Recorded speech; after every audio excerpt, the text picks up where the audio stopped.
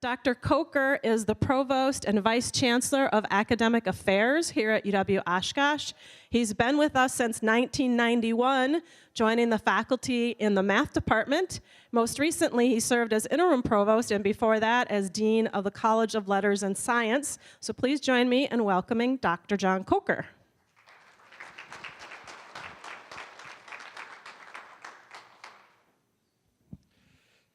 Thank you, Elizabeth, and I would like to welcome all of you to UW-Oshkosh, and glad you chose to spend your day with us. I do have the chance to introduce our first keynote speaker, and I was just talking to him, and it jogged my memory. Was when my kids were young, before we would take them out trick-or-treating on Halloween, we would try to convince them that they needed to eat something. Because we knew all that candy was going to start. And they never wanted to eat anything because they were too excited to go out trick-or-treating. And one time I had the idea that, what if I go pick up a couple of cousin subs, and then they all agreed to eat. And then I was thinking that maybe my wife needed to do the same thing to get me to take the kids trick-or-treating with our other keynote speaker, and maybe get a Leinenkugel that I could have.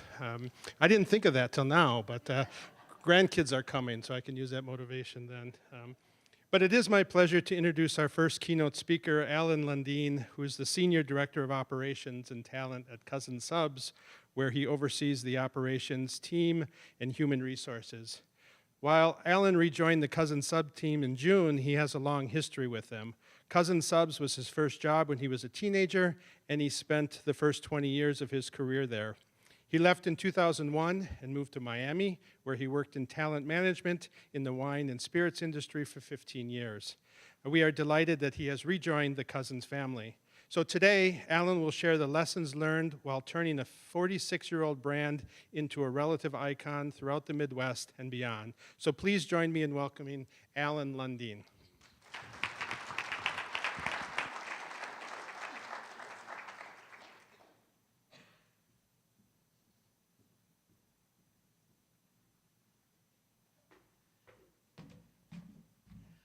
Good morning, everyone.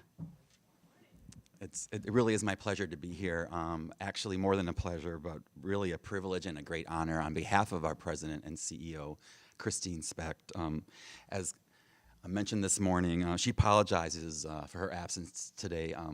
Saturday, she woke up and she wasn't able to talk, and she lost her voice. And actually, yesterday morning, she asked, knowing that she wouldn't be able to make it, she asked if I could step in on her behalf, because she really wanted her story to be shared here. I think. So I'm happy to do so. I look forward to taking you through creating a legacy of better at Cousin Submarines. For myself, as mentioned, it was last month, 40 years ago, that my mom gave me $5, and she said, go buy us some dinner at that new submarine sandwich shop that opened up down the road. And I stopped in there, and one of my good friends from high school was working, making sandwiches, and she was really liking working in there, and I was looking for a job. And she said, Alan, you should put in your application. And I did, and about 2 weeks later, I had an interview, and I think a week after that, I started my career, never really knowing that it would last as long as it did, and I'm glad that it did. So at that point, Cousins was growing, and I was able to, there was the 8th location that had opened at that time. And after having started there, I kind of worked my way into management. I got to oversee stores, training. I became an area director. I brought our brand to Minneapolis when we did franchising there. It opened up that market. Was able to come back and then oversaw operations.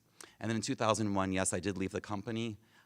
I moved to Miami, Florida, and I worked for a distributor of wine and spirits called Southern Wine and Spirits. And there, I was able to work in talent management, learning and development, and human resources as well. So creating a legacy of better, that came to us really from our customers. Our founders, Bill and Jim, worked really hard to come up with the best bread. And our customers would keep telling us, you need to go to Cousins because they have the best bread. If you're going to go anywhere, it's the best bread. And we took that concept of better as a company and we've embraced it.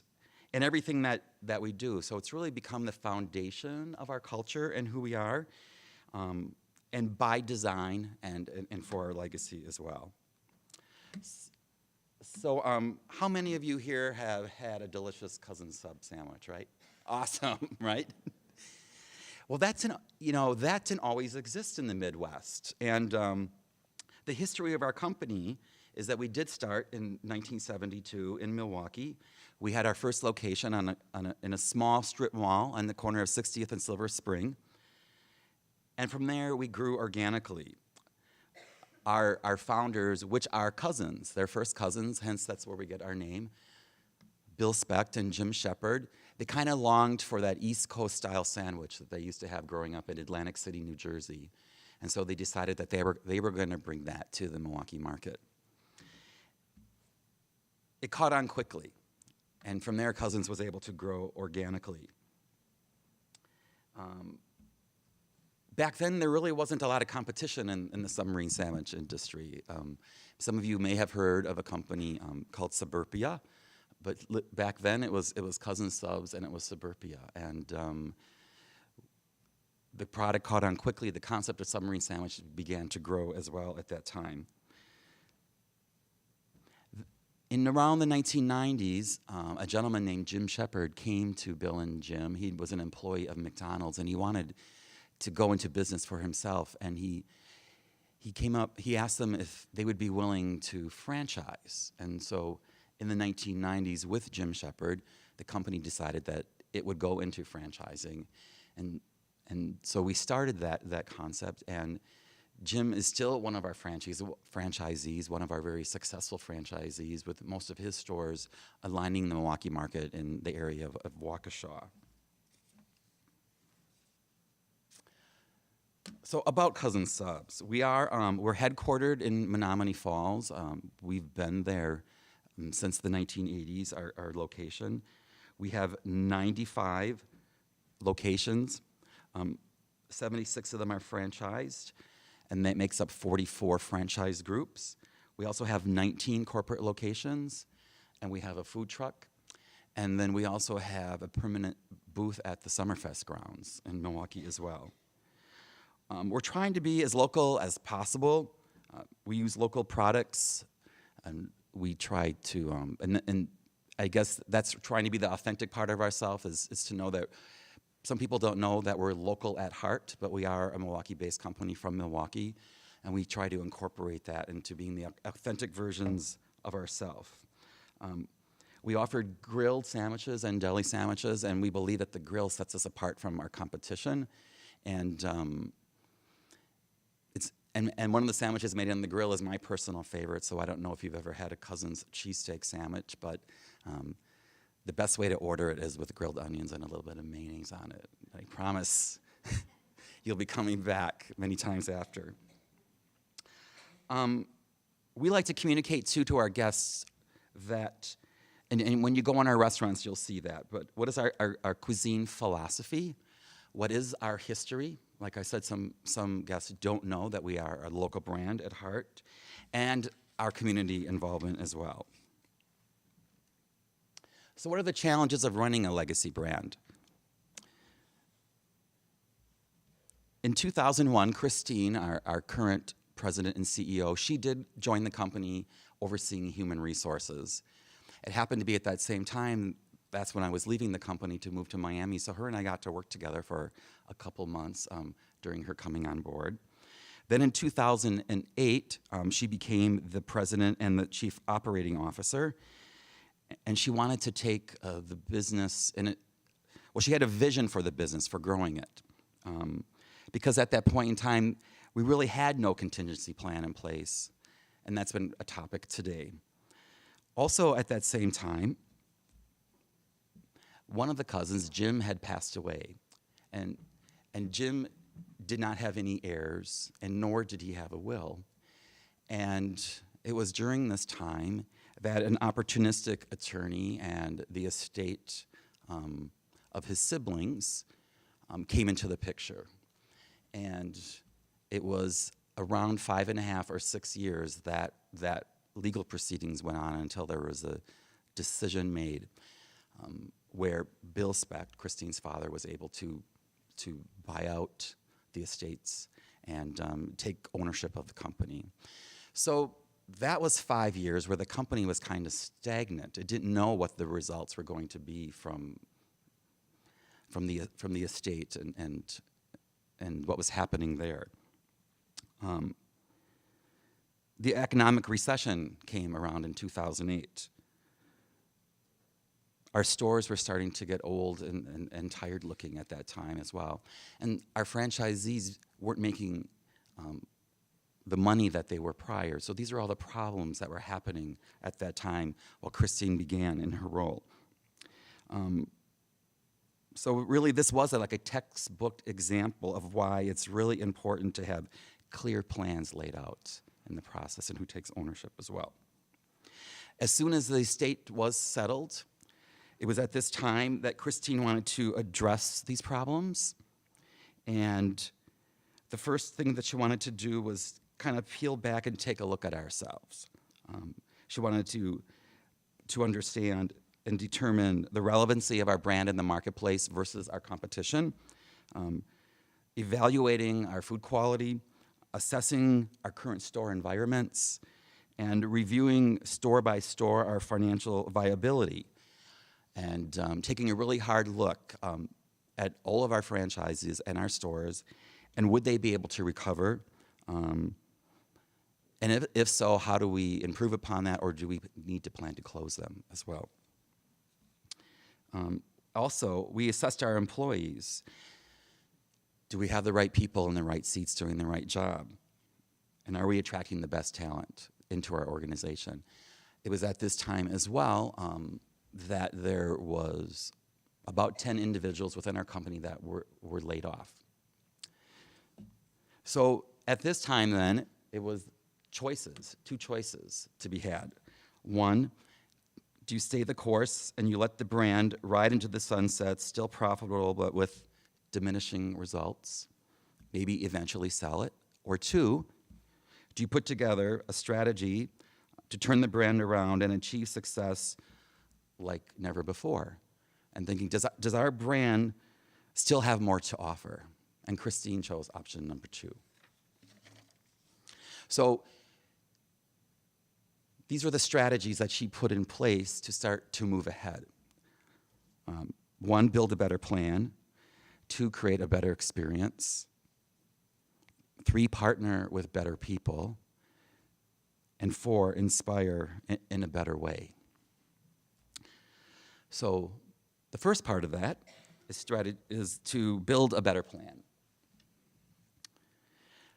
Most recently, we've adopted and chosen an entrepreneurial operating system that's kind of been outlined in a book called Traction by Gino Wickman. And it's more of a clearly defined approach to manage your business. It incorporates your vision and your culture. It incorporates data. It incorporates processes and your people, issues, and then the traction that you're making in people's individual goals and development plans, but also how those relate to the strategy for the company overall.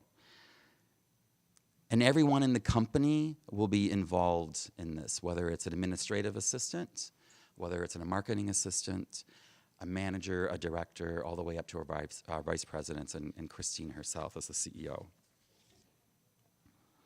This EOS, it drives accountability through a bonus structure.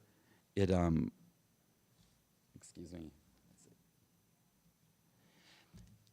It allows us to review successes at our quarterly staff meetings with all employees, their success in some of those areas. The meetings that we have are all very well defined, and all of us get to contribute to what those agendas are. I think one of the best parts of it is starting out the meeting. Some people may not have experienced it, maybe in meetings that they have, but a real important part is called the segue. So we're at a meeting, we're there, whether it's Christine or a VP or whether it's another meeting, And the first part of the meeting is share something good about something in your life that happened personal, and share something good that happened in your life that happened professional in the last week or two.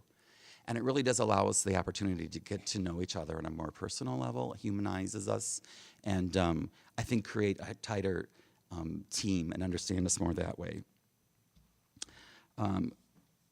We're very committed to the process and the program, and so much so that instead of bringing someone on as another head count to maybe oversee something like this, we've decided to invest in the technology and also into a consultant. So in 2019, our plan is to launch it and use it to its full ability.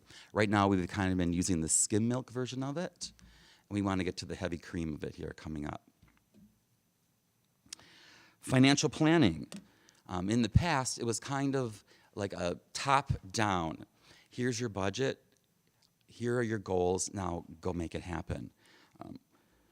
Now we have area directors oversee our corporate stores. We have business consultants, they work with our franchisees. We have our marketing and accounting department and human resources. And it's kind of like a team going back up again, right? So we're all involved in the process. There's conversations around what may be needed, and when the plan is agreed upon to, then we're all committed to following that financial plan. In our company, operations and finance have a really strong working relationship with each other. You'll see our operations director in our restaurants. He was just there last Friday taking orders at one of our stores, trying to understand our system. He'll work in a store on at a late Saturday night at closing, doing inventory with one of our managers to make sure that they're counting correctly. He comes to all of our operations meetings, and he has great insight into the analytics behind some of the numbers. How much business that coupon drove, waste percentages, the cost of commodities as it impacts cost of goods in our locations, the controlling of labor and overtime. And he's able to bring that to those of us that are operating the store, so we can take that information and go handle that problem specifically and turn it around quicker than maybe not otherwise. The second part of the strategy was to create a better experience for our customers. So that was, we wanted to put in action a plan to update kind of our tired and aging stores at that time. So we put together a plan to remodel our locations. We have more of an updated stores to kind of look more relevant.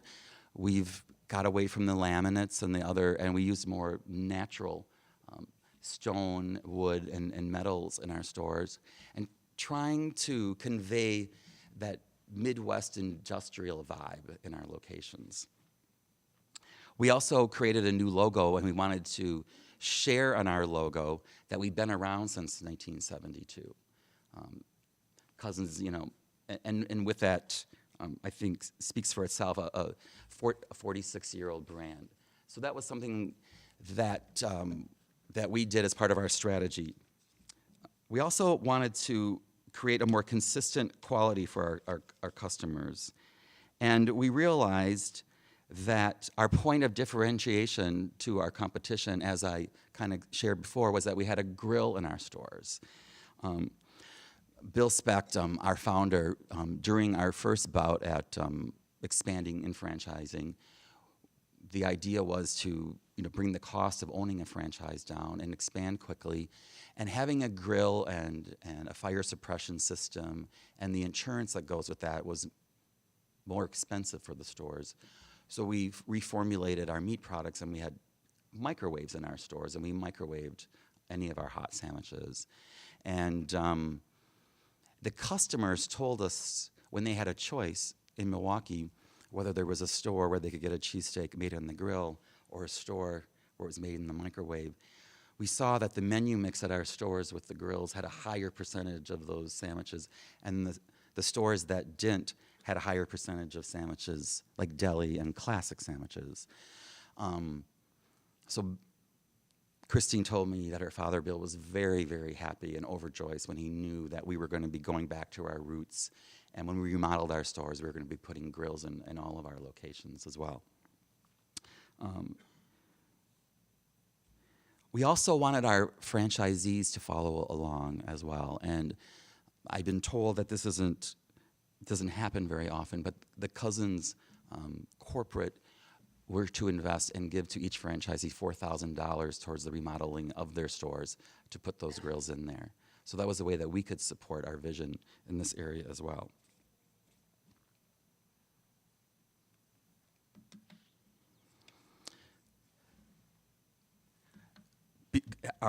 Putting the grills back in our stores gave us an opportunity to look at the products that we offered, and we extended them. We had a cheesesteak, and then we also were able now to offer a chicken version of that as well.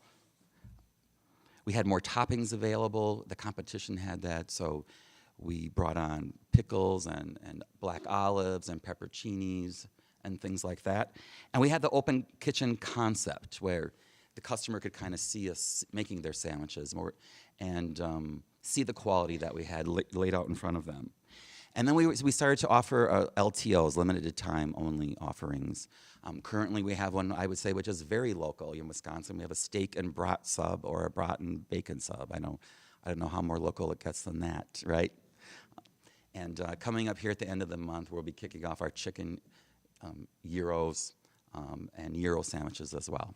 So be on the lookout for that.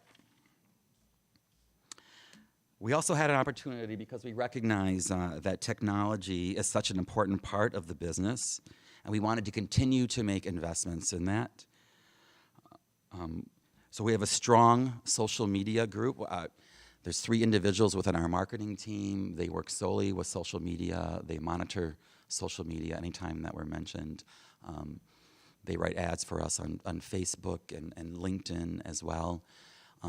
We have what's called an e-club, so we have customers that can get emails to keep them up to date about what's happening, what Cousins is involved with in the community, special coupons or events that you might not get otherwise through the email, if you weren't on the email as well. We also wanted to enhance the experience at the point of sale, and so this last year, to get all of the company onto the same POS system to create consistency, we rolled out all new hardware at all of our restaurants, including our franchisees. And Cousins as well purchased all of this hardware for our franchisees and went to a model of now like a monthly service fee towards that, which includes licensing and a firewall and that. So that allowed us to be able to gather information more consistently as well. We needed to get everyone on the same system. And we're excited to know that going forward, we're now putting digital menu boards in our stores, so we'll be able to put all sorts of images on there, marketing limited time only. If we do have a price increase, it's basically done, with the pushing of enter, and it'll be going to the stores and updating all of that information. We're also going to be rolling out a loyalty program as well. This has been a long time coming. A lot of our customers have been asking for that, and that should be coming sometime after the first of the year.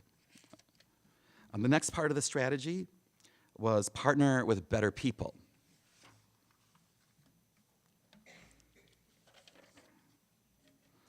And we want to start with better franchisees.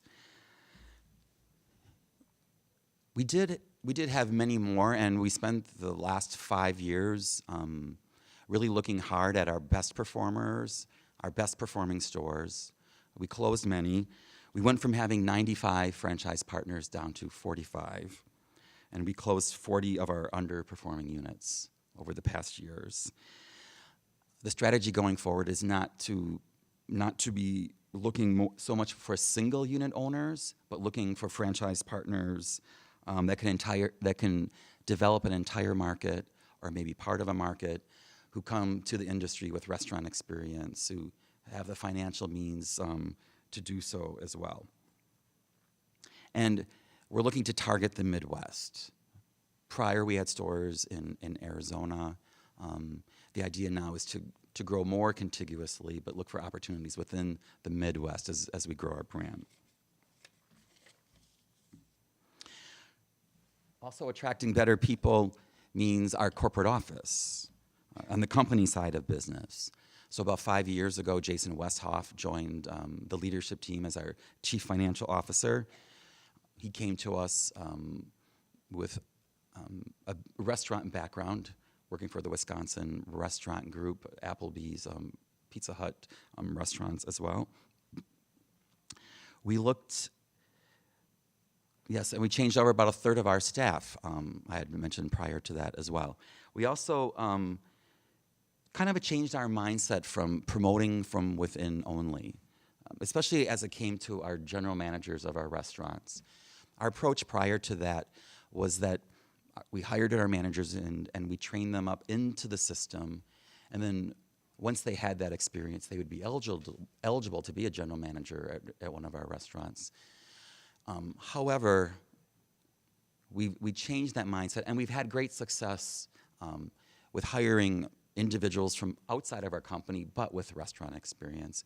So we have some locations in maybe more of a socioeconomic depressed area, and individuals that have worked there and been successful in other restaurant chains have now come to work for our company and have been very, very successful under our training and under our brand as well. And so we're happy to keep that open mindset as well. It's been very, very, very successful for us.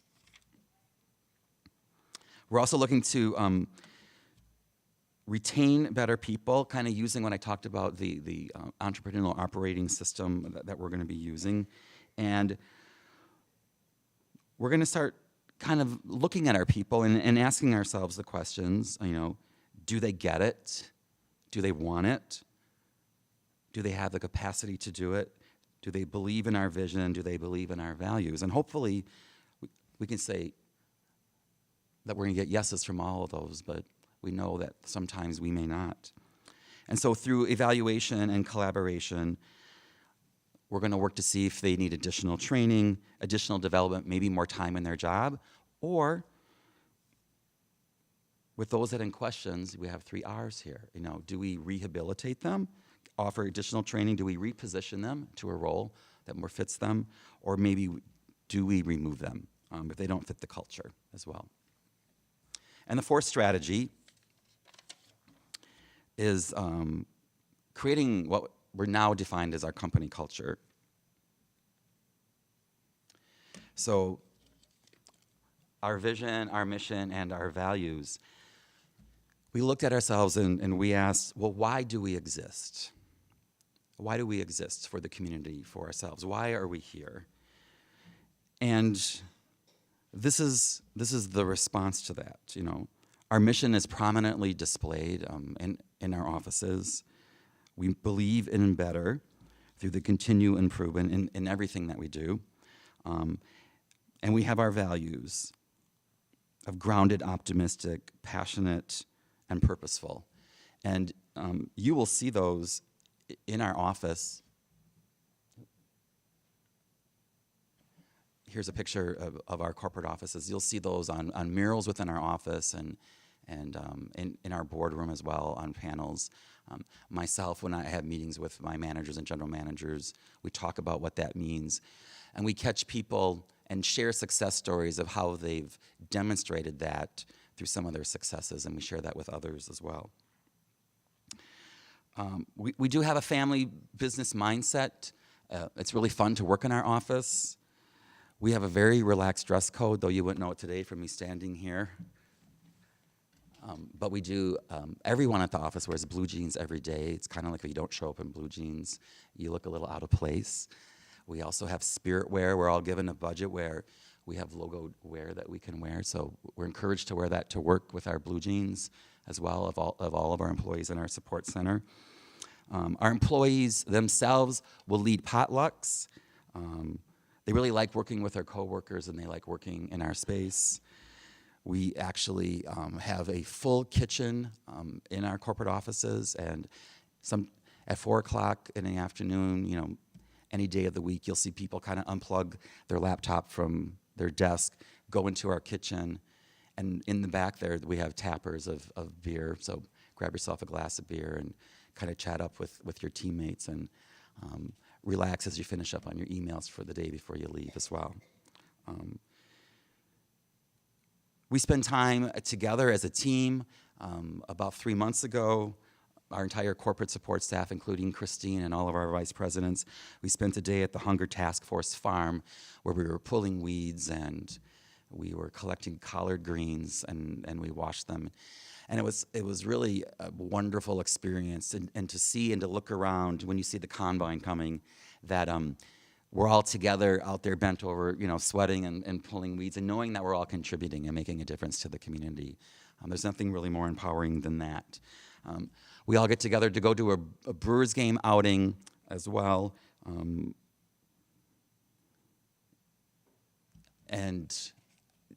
on the holiday, you'll find our leadership team making pancakes on the grill during a Christmas breakfast and that as well. So I think our culture is relaxed in a way, but people really enjoy working there.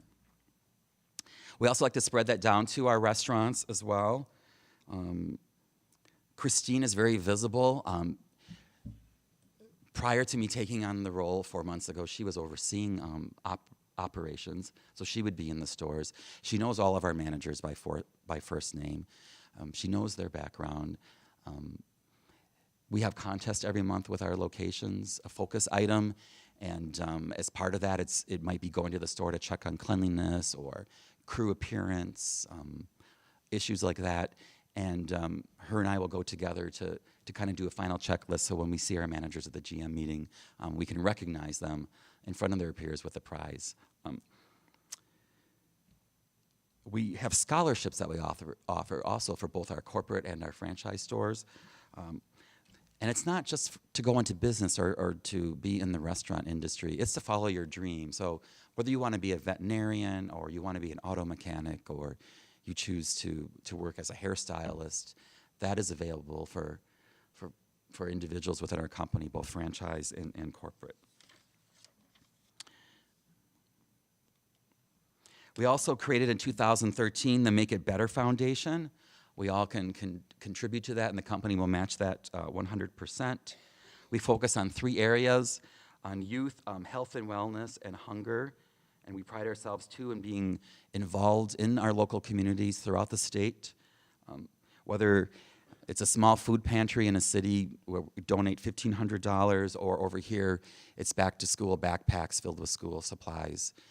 We work with those charities as well, who might not be maybe in your main funding stream for visibility. We also have an engaging and interactive and a consistent way for training in our e-learning. We have Cousins University. And this here, all of our employees starting out making sandwiches, cashiering, and going into management and beyond. It's a fun, interactive way to learn the business, customer service, as well as when you move into management too. You earn accolades along the way and badges, and you can win prizes for the points there as well. And for our employee engagement, we have 10-year anniversaries for all employees at our stores after 1 year, after 3 years, 5, and then every milestone after that. There's a catalog that you can choose from gifts. When we have an opportunity, when we're together, we recognize our peers. We recognize their contributions and their anniversary in front of their peers. We also look at getting to know each other, getting to know each other, communication styles and leadership. Actually, 2 weeks ago, we had 3/4 of a day session where each of us took a DISC assessment, and we got to see plotted out for the entire support center kind of our go-to style when it comes to communication and leadership as well. And then to understand, once we understand our go-to styles, how is it best to communicate with each other? How to best approach? That has been really, really helpful and eye-opening and appreciative as well. We do offer leadership development internally, but we also use an outside company called MRA, the Management Association, who specializes and has classes in that. Menominee Falls also has a group called Leadership Menominee Falls that we send our managers and directors to as part of their personal development. And Christine herself prides herself on being visible. If you were to come to our corporate offices, her office is at the very beginning, or at the very entrance to our building. There's a glass wall there, and many times when the receptionist isn't there and you hear the bell ding, Christine will come out and she'll meet whoever that person is there. She's also visible in the community. She's on the board of directors for Concordia College and also on MRA as well. And she's also there when we're being recognized in the community to accept awards. I'm happy to say, actually last Friday we were at a breakfast. Milwaukee Biz Times recognized Cousins as the Corporate Citizen of the Year award. Christine herself was acknowledged as one of the most influential businesswomen in Milwaukee in April. And then last year, we were also voted one of the 10 coolest offices in Milwaukee to work at as well. So those are our winning strategies, kind of how we went through from where we were to where we are now, and the lessons that we've learned along the way. I think you need to be honest about your situation. You need to understand your, and she, yesterday when she spoke to me, with her whisper of a voice, she said it was really important to have an anchor there, somebody that you could confide in, but someone that would also be comfortable sharing with you. Maybe that isn't quite such a good idea, and here's the reason why. There's a lot of value to having someone like that on your team. To understand your strategy, I think an area where we plan on improving is keeping all of our goals in the conversation on an ongoing basis as well. Expect the best of your team. I think part of that too is just understanding what they're doing in their roles. Christine is very adamant, and with myself and all the leadership team, we have weekly one-on-ones where we get an hour over time to check in and have those conversations. And to be deliberate in your decisions, that not to let things by default or by accident kind of dictate what needs to be done. Additionally, embrace your culture. Create processes for your systems, and know that timing can be everything. Doing the right thing isn't always the quick thing.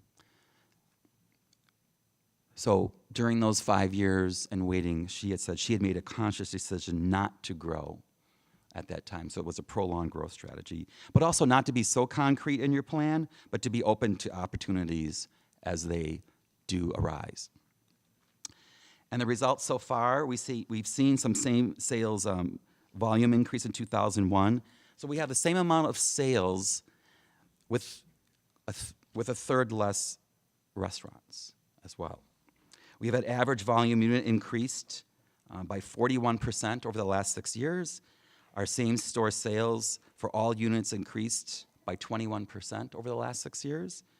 And since 2012, 21 of our last 27 quarters have seen positive comp sales. For the last 5 years, quarterly comp sales have beat the industry average for Wisconsin in our segment. Our remodeled stores are outperforming by 10%, and those that we put a full-service drive-through in, 15%.